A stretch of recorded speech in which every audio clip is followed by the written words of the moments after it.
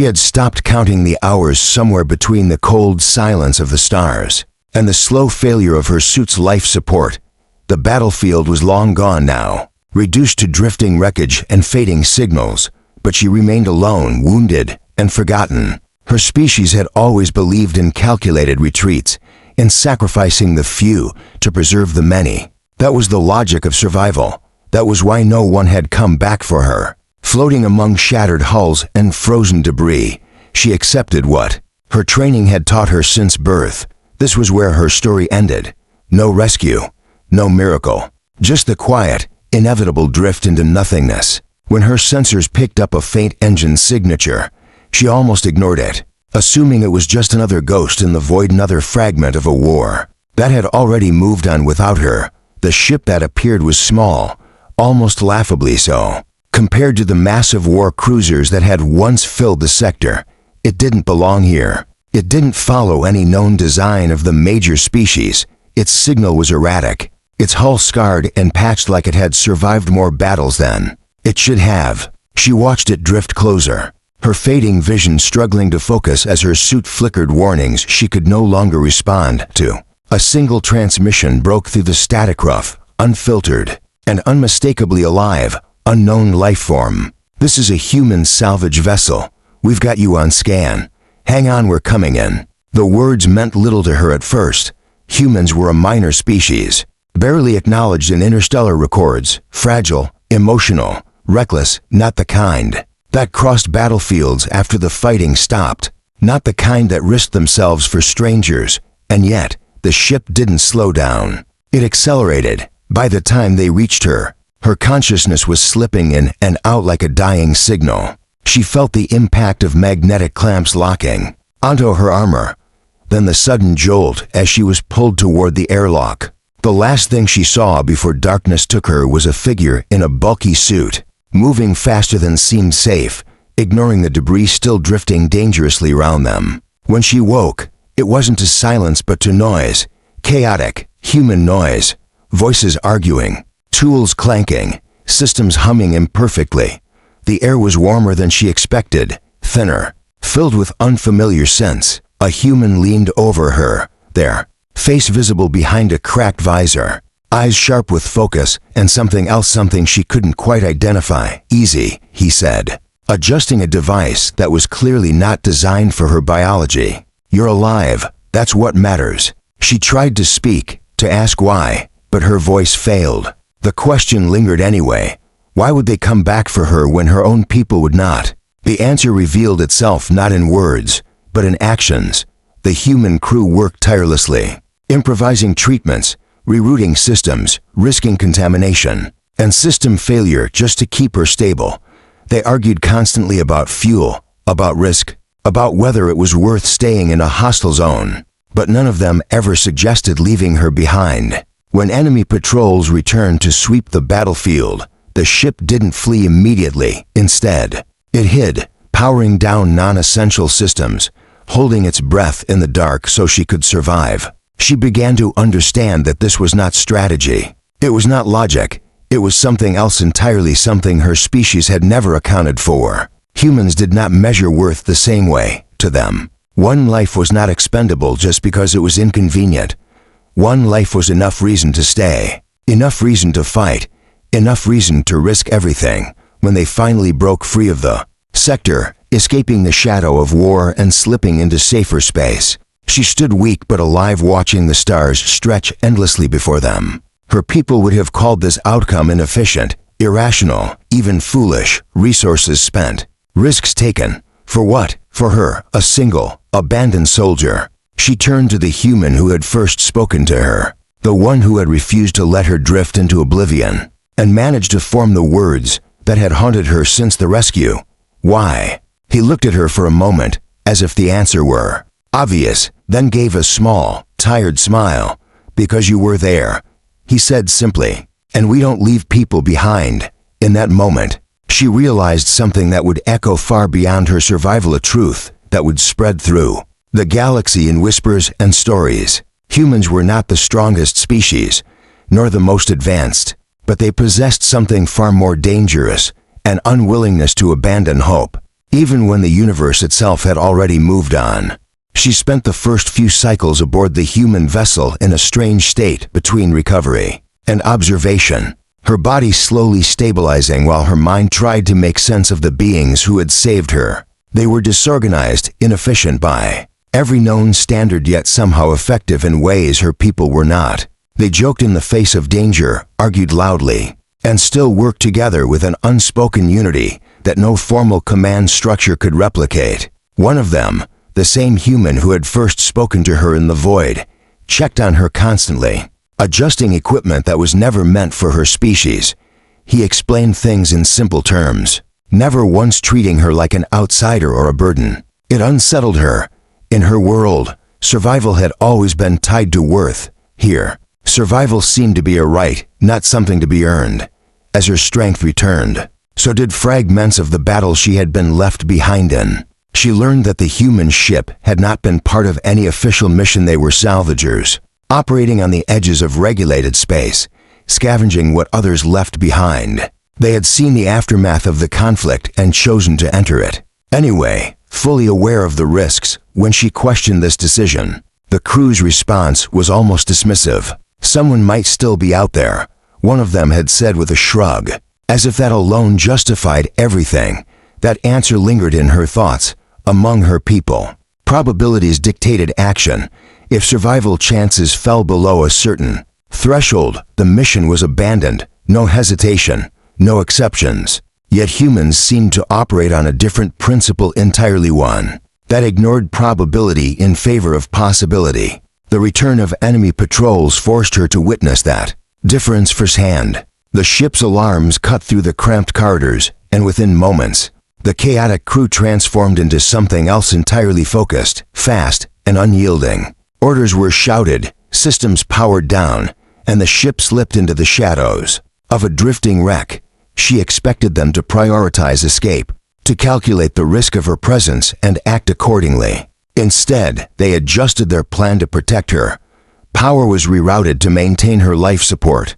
Escape routes were altered to avoid stress on her recovering body. Even when the patrol ships passed dangerously close, scanning the debris field with lethal precision, the humans held their position longer than was tactically reasonable. They were not just risking themselves anymore, they were committing to her survival, as if it were their own. When the danger finally passed, and the ship jumped to a safer sector, something within her had shifted. The universe she had understood, one built on logic, sacrifice, and calculated survival, no longer felt complete. Standing beside the observation window, watching distant stars blur into streams of light, she realized that what humans lacked in efficiency, they made up for in something far more powerful. It was not recklessness, as her people would have labeled it. It was conviction, a refusal to accept that any life was expendable simply because it was inconvenient. She turned to the human once more, the question still lingering in her mind, but now carrying a different weight. This time, she did not ask why they saved her. Instead, she asked, "Do you always risk everything for someone you don't even know?" The human considered it for a moment, then gave that same quiet, unwavering smile. "Not always," he said, "but when it matters we try." And somehow, that answer felt even more profound. In the cycles that followed, her story began to spread beyond that small, battered ship. Transmissions were sent, reports were filed, and whispers moved through the networks of countless species. An abandoned soldier, left to die by her own command, had been saved by humans, creatures long dismissed as minor players in the galaxy. But the story did not travel because of the rescue alone. It spread because of what it represented, a new variable in the equation of survival, a species that did not follow the rules everyone else depended on, a force driven not by logic, but by an unrelenting belief that no one should be left behind. And as more beings began to understand what that truly meant, one realization echoed across the stars with growing certainty: humanity was not just different, they were dangerous in a way the galaxy had never prepared for. It did not take long for that realization to be tested. The signal reached them while they were still on the edge of regulated space, a fractured, desperate transmission barely holding together through interference. It wasn't from her people. It wasn't even from a known allied species. It was worse. It was from the same enemy force that had shattered the battlefield she had been left to die in. The crew froze for only a moment as the message repeated, a distress call, damaged, fragmented, but unmistakably real. There were survivors, wounded, trapped, waiting. Every instinct she had screamed the same conclusion: ignore it. This was the enemy. The same force that would have erased them without hesitation. The same kind that would not have come back for her. She turned to the human, expecting to see doubt, fear, hesitation. Instead, she saw calculation, but not the kind she was used to. Not about whether they should go, but how fast they could get there. The argument that followed was fierce, louder than anything she had heard since boarding the ship. Fuel reserves were low. The ship was already damaged, returning to an active combat zone bordered on suicide. Every logical factor aligned against the decision. And yet, the core of the debate was not whether those lives mattered, but whether they could afford not to try. They wouldn't do the same for us, one crew member said sharply. The human she had come to trust didn't deny it. He just nodded once and replied, yeah, probably not. A pause, then, quieter but firmer. Doesn't change what we do. That was the moment she understood it fully. Humanity's strength wasn't just in saving allies, it was in refusing to let even enemies be reduced to expendable numbers. The ship turned back. What followed was nothing like the first rescue. There was no quiet drift through abandoned wreckage this time. The battlefield was alive, patrol ships sweeping sectors, weapons fire flashing in the distance, unstable debris fields shifting like traps waiting to close. The human vessel moved through it all with reckless precision, pushing systems beyond safe limits, weaving between destruction with a kind of controlled chaos that felt uniquely theirs. She found herself at a station beside them, her body still recovering, but her mind sharper than ever. For the first time since her rescue, she wasn't just an observer, she was part of it. She guided them through enemy scanning patterns, predicted patrol routes, used everything her training had given her not to win a battle, but to save lives. Human lives, enemy lives. It no longer seemed to matter. When they reached the source of the signal, the situation was worse than expected. A shattered enemy transport, barely holding together, life support failing. Survivors trapped inside collapsing compartments. The moment stretched just long enough for doubt to exist. Then the humans moved. Boarding teams launched. Systems were overridden. Risks multiplied with every second. She watched them pull wounded bodies from the wreckage, creatures that would have once aimed weapons at them, handling them with the same urgency, the same care they had shown her. No hesitation, no distinction. In that moment, something irreversible happened within her. The lines that had once defined enemy and ally blurred into something far simpler and far more powerful. Life was life, and these humans would fight for it, no matter whose it was. As they escaped the collapsing wreck and jumped once more into the safety of open space, the ship fell into a rare, heavy silence. Exhaustion hung in the air, but beneath it was something else, something deeper. She looked around at the crew, at the beings who had not only saved her, but had just risked everything again. For those they had every reason to abandon. Her people would call this madness. The galaxy would call it dangerous. And maybe it was. Because if this idea, this refusal to leave anyone behind, ever spread far enough, it wouldn't just change battles, it would change everything. She turned her gaze to the stars again, but this time they felt different. Not cold, not empty, but full of something the universe had been missing for far too long. And quietly, almost without realizing it, she made a choice her past self never would have understood.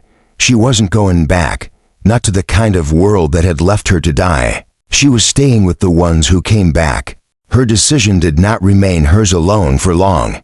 The moment they crossed into a monitored sector, long-range scans picked them up, and this time, the response was immediate. A fleet, not massive, but precise, organized, familiar. Her people had come. Their ships held formation with cold perfection, cutting off escape routes in seconds. A transmission pierced through the silence, sharp and controlled.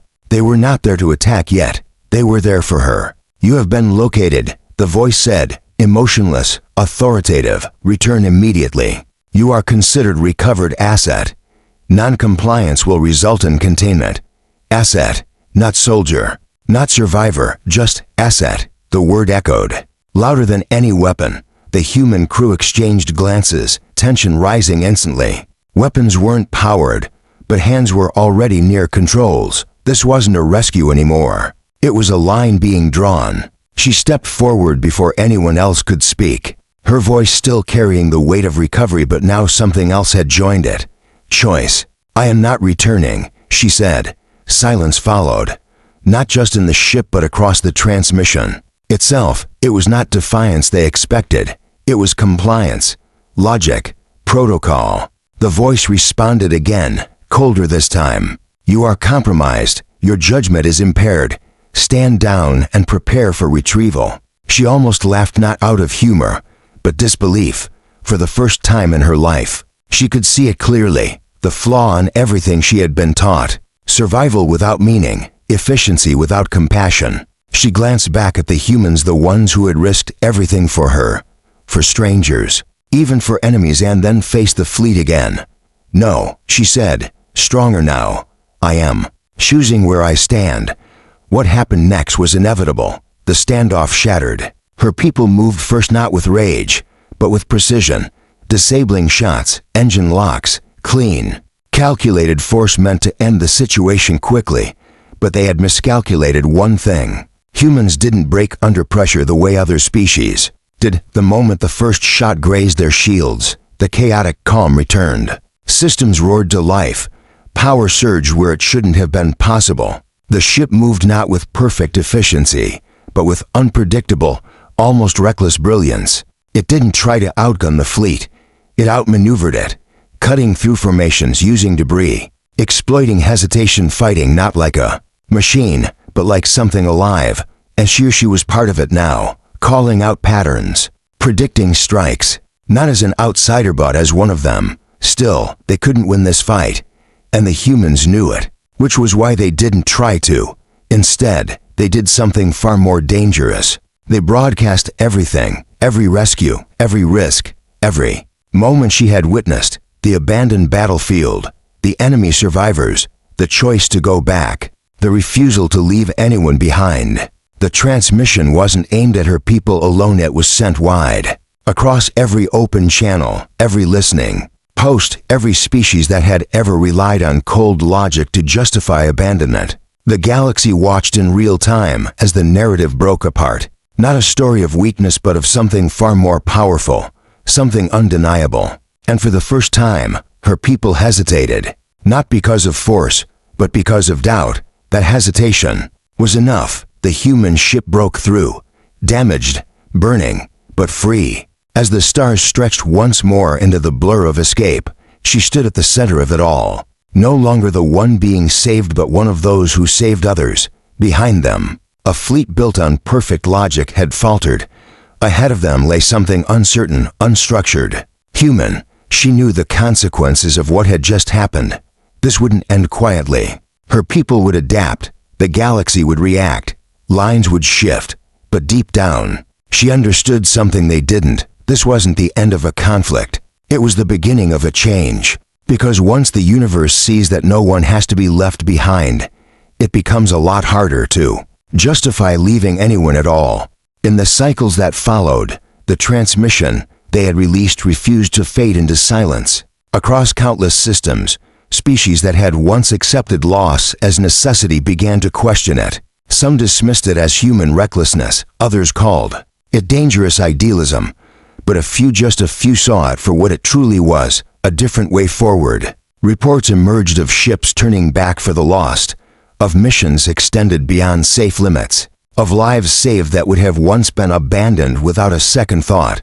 It was small at first, almost insignificant, but change always was. Standing once more before the stars, she no longer saw a cold, uncaring universe. She saw possibility, fragile, uncertain, but real. And beside her, humans continued as they always had, arguing, improvising, risking everything for reasons no equation could fully explain. She understood now. They weren't just defying the rules of survival. They were rewriting them. And as long as even one of them kept going back for those left behind, the galaxy would never be the same again.